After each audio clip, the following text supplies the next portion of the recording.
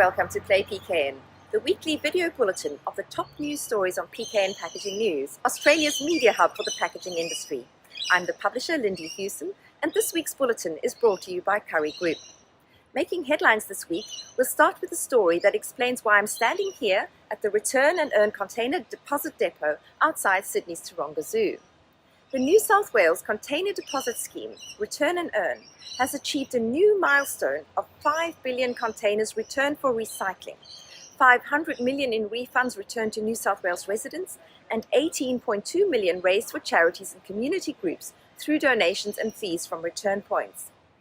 Launched in December 2017, the New South Wales Government initiative has rapidly become part of everyday life in the state, with 3 out of 4 New South Wales adults having participated in the scheme and 88% supporting it.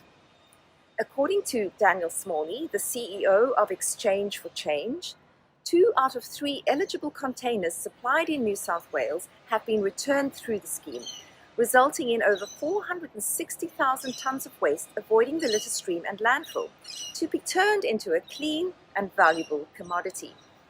Important to this success, she says, has been the contribution of the beverage industry, who fund the scheme in an inspiring example of extended producer responsibility in action. Speaking of big beverage players making a difference, Coca-Cola Amatil has announced a range of sustainability ambitions designed to make a distinct and positive contribution between now and 2040 to the communities and markets it operates in. Its key ambitions for packaging and closing the loop on its packaging by 2030 include 4 key factors. Pack-to-pack recycling solutions in all countries where the company operates by 2030. Design for 100% recyclability and support of well-designed infrastructure and initiatives for collection. 50% average recycled or renewable content across all packaging by 2030. And to develop the feasibility of using an average of 75% recycled or renewable plastic across the company's total PET packaging portfolio by 2030. From beverage to food manufacturers.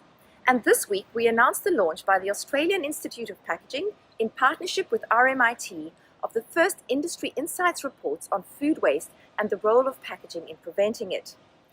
As a core participant of the Fight Food Waste Cooperative Research Centre, the Save Food Packaging Design project, of which AIP is a part, has released these reports to help set a baseline for current product and packaging design practice and to enable a path forward for areas of improvement. Now, Australia is one of the worst offenders for food waste and loss in the world, with a staggering 34% or 2.5 million tonnes of all food wasted in the household, followed very closely with 31% or 2.3 million tonnes wasted in primary production.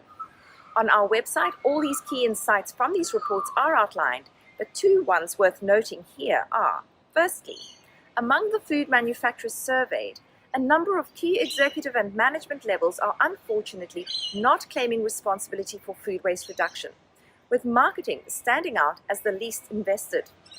Secondly, approximately 30% of stakeholders are unwilling to redesign a product's packaging to save on food waste, the main factor being cited that it will only act if it does not increase cost. Now, AIP Executive Director Nerida Kelton told PKN it is hoped that this research will guide future design direction and form a baseline for the food and packaging industry. These results are just the start of many conversations around how improved, safe food packaging design can help minimize food waste all the way across the value chain to the household. Well, that's all we have time for today, folks. So for more on these and other stories, head to packagingnews.com.au. Don't forget to recycle your containers. That's it from me, Lindy Hewson, signing off for another week.